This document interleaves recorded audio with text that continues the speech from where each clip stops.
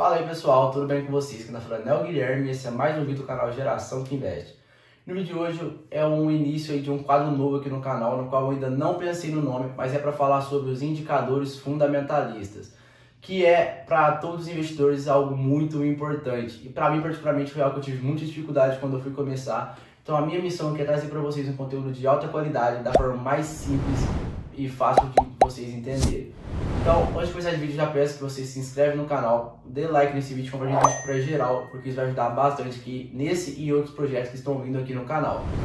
Então vamos lá, o primeiro indicador que eu separei aqui para dar início nesse quadro é o ROI, que é o Return on Equity, ou trazendo em português pode ser visto como RPL, que é o retorno do seu patrimônio líquido. Mas antes de falar em si sobre o que é o ROI, a gente precisa entender o que é o patrimônio líquido de uma empresa. Em termos de contabilidade, existem os ativos e os passivos dentro de uma empresa. Os ativos é tudo que a empresa pode transformar em dinheiro. Então são as suas máquinas, os seus produtos e serviços que ela oferece, é tudo que ela pode fazer realmente em dinheiro. E os passivos é o oposto, é tudo que pode vir tirar dinheiro de dentro daquela empresa. Então são as dívidas, os financiamentos, os salários dos funcionários, etc. E o patrimônio líquido é justamente a diferença entre os ativos e os passivos daquela empresa. Então, para ficar mais fácil de vocês entenderem, pensa que você quer abrir, sei lá, um restaurante, você precisa de 50 mil reais para conseguir colocar esse projeto em prática. Mas você não tem 50 mil reais, você tem apenas 30 mil, então você precisa de outros 20. Então você coloca lá os seus 30 mil reais e pega esses 20 mil em um financiamento, por exemplo.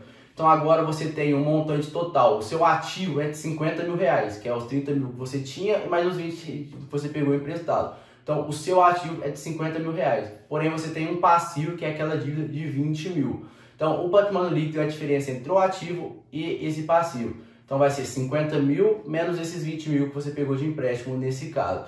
Então o seu patrimônio líquido aqui nesse caso seria de 30 mil reais.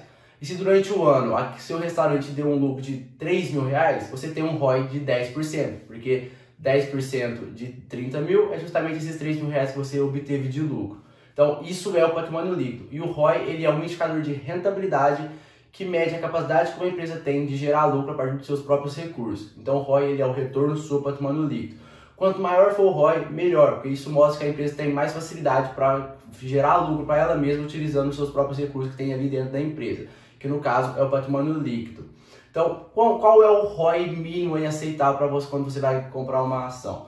Quando você está comprando, quando você está estudando várias ações, várias empresas para você investir, é muito importante que você compare os indicadores de uma entre as outras, de preferência dentro do mesmo setor, porque não faz sentido você comparar uma empresa do setor bancário com uma empresa de consumo, por exemplo. Então você classifica lá por todos o mesmo setor e aí você vai classificando. E obviamente você vai querer uma empresa que tem um ROI alto, porque isso mostra que aquela empresa tem uma facilidade muito grande de gerar lucro para ela mesma, utilizando os seus próprios recursos. E se a empresa gera muito lucro, obviamente a empresa vai crescer, a empresa vai desenvolver mais e vai também pagar mais seus acionistas em forma de dividendos e juros de capital próprio. Então é muito importante que você compre empresas que tenham um ROI muito alto, que tenham um ROI aceitável no mínimo.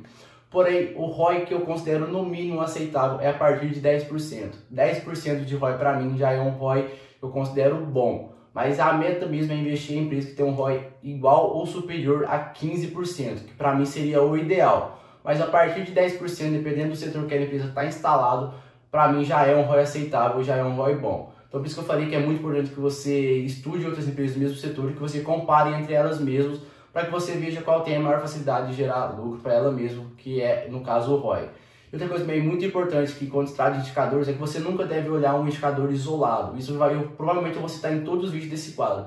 Nunca olhe um indicador fundamentalista isolado. Uma análise de uma empresa não é só olhar os indicadores lá e investir baseado só no que está lá. Você tem que entender que a empresa funciona como um organismo vivo e que existem pessoas lá dentro que oferecem produtos e serviços.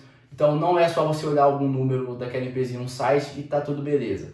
Você precisa olhar o site da RI daquela empresa, analisar os fundamentos, entender como a empresa funciona, como ela ganha dinheiro. Então vai muito além só de um indicador. Existem uma série de indicadores fundamentalistas que vão ser tratados aqui conforme o tempo for passando. Então você nunca deve investir olhando apenas um indicador. Então não é porque aquela empresa tem um ROI muito alto que você não vai olhar mais nada e vai investir nela simplesmente porque ela tem um ROI muito alto. Então os indicadores eles complementam um ao outro. Então você tem que fazer um estudo bem amplo para que você tome a melhor decisão. Mas então aqui recapitulando tudo que foi falado no vídeo, O ROI, o Return on Equity, ele é o retorno sobre patrimônio líquido, que é a diferença entre todos os ativos e passivos dentro de uma empresa.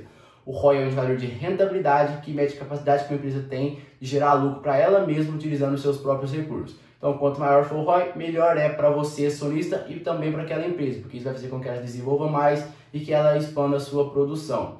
Então, um ROI mínimo aí, você tem que olhar por menos de 10%, mas o ideal mesmo é um ROI de 15% ou superior. Então, esse é o vídeo de hoje, espero que vocês tenham gostado. Espero que esse vídeo tenha ajudado você que tinha essa dúvida, então não entendia como funcionava o ROI. Se você gostou desse vídeo, se inscreve no canal, deixa seu like, compartilha o vídeo para geral. E é isso, pessoal. Forte abraço e até a próxima.